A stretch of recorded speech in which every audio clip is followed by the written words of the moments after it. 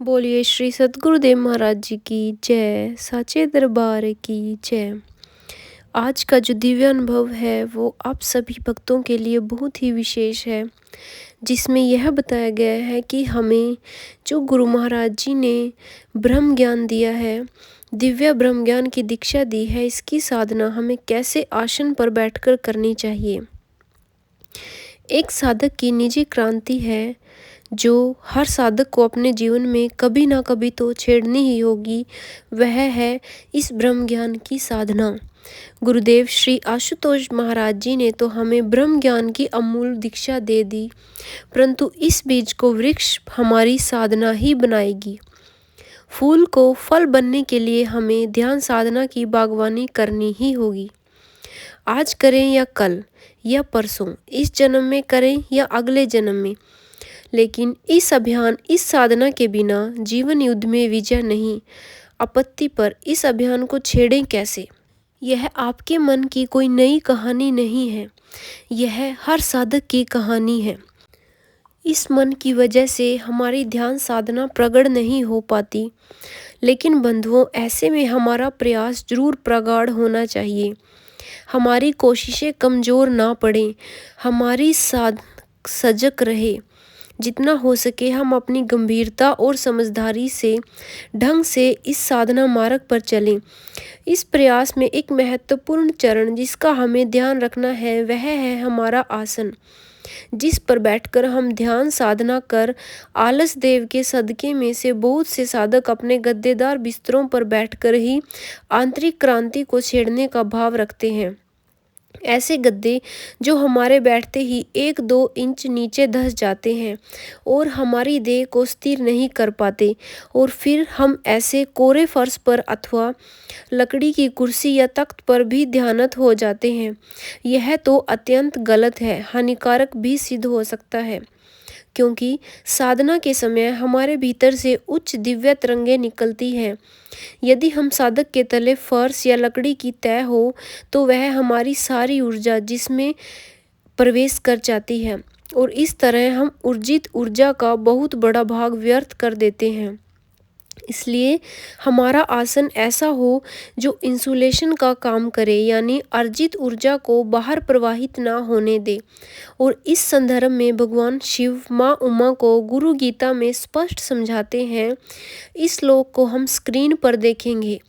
भगवान शिव कहते हैं कि ढीले ढाले वस्त्र आसन पर बैठने से दरिद्रता आती है, ध्यान ठीक ढंग से नहीं लग पाता, पत्थर या पथरीली सतह पर ध्यान करने से रोग हो सकते हैं, कोरी धरती पर बैठकर की गई साधना दुख देती है, काठ या लकड़ी के आसन पर की गई साधना तो बिल्कुल निष्फल ही हो जाती है।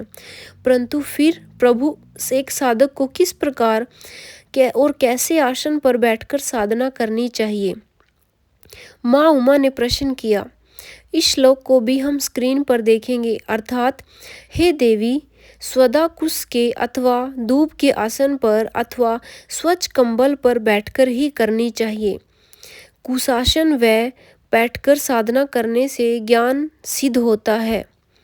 स्वच्छ कंबल पर ध्यान लगाने से साधक को साधना में सर्व सिद्धियाँ मिलती हैं। अतः प्रिय साधकों, अपनी दिनचर्या में सुबह और शाम के समय ध्यान के लिए 2 काल अवश्य निश्चित करें, और प्रत्येक काल में कम से कम 1.25 घंटा साधना जरूर करें, और एक निर्धारित आसन पर बिछाए हुए या फिर एक स्वच्छ कंबल को 2-3 व तह लगाकर बिछा लें। फिर उस पर दृढ़ निश्चय होकर बैठ जाएं और फिर साधना का अभ्यास करें। आश्रम के अंदर कुछ शासन बनाए जाते हैं जो हमारी साधना के लिए बहुत उत्तम होते हैं। जो साधक कुशासन का प्रयोग करना चाहते हैं वह अपने नज़दीकी दिव्य ज्योति जागृति संस्थान में जाकर वहां से वह आसन जरूर लेकर आए। और हाँ, इसके साथ साथ हम साधकों को अपने खान पान का भी ध्यान रखना चाहिए। अर्थात कहा भी गया है कि जैसा खाए अन्न वैसा होए मन।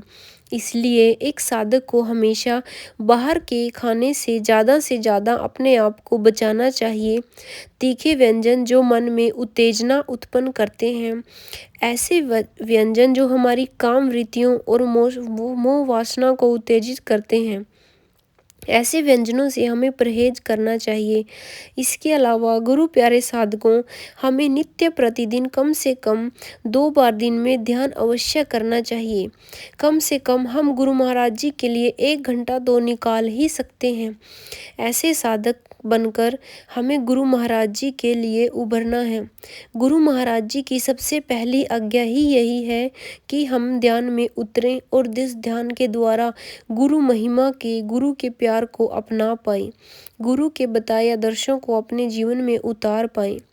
अपनी प्रकृति को हमें सकारात्मक बनाना चाहिए, मतलब हमें हमेशा पॉजिटिव सोच रखनी चाहिए। गुरु महाराज जी के प्रति एक विश्वास जरूर हमें रखना चाहिए। हमें कोई सकारात्मकता ही हमें ऊंचाई तक लेकर जा सकती है। सकारात्मकता, विश्वास और ईश्वर के प्रति यह चीज़ें हमें जिंदगी में कभी पीछे नहीं रहने देती, बस हमें अपने सही मार्ग की तरफ बढ़ा लेती हैं। गुरु प्यारे साधकों, हमें भी गुरु महाराज जी के प्रति अटूट श्रद्धा और विश्वास रखकर अपने ध्यान को सदा अपने गुरु पर केंद्रित करना चाहिए, क्योंकि ध्यान का अर्थ ही यही होता है। धता प्लस दे इज इक्वल टू ध्यान, मतलब धता हम हैं और ध्य हमारे गुरु महाराज जी, उससे मिलकर ही ध्यान का निर्माण होता है। और हमें अपने ध्यान को प्रगाढ़ करने के लिए एक गहरे ध्यान में उतरना ही चाहिए। गहन ध्यान में उतरने के लिए हमें लंबा ध्यान करना पड़ेगा, ताकि हम गुरु महाराज जी से जुड़ सकें। और अंतःकरण से हम गुरु महाराज जी से यही प्रार्थना करते हैं कि गुरु महाराज जी हमारे ऊपर ऐसी कृपा करें कि वह हमें सदा अपने से जोड़े रखें और ध्यान साधना में हम सभी साधकों का मन लगाए रखें। हमें गुरु महाराज जी ने जो यह ब्रह्म ज्ञान दिया है, इस ब्रह्म ज्ञान का हम ज़्यादा से ज़्यादा लाभ उठाकर इस मानव तन से मुक्ति पा सकें और सदा सदा के लिए गुरु महाराज जी के हो जाएं।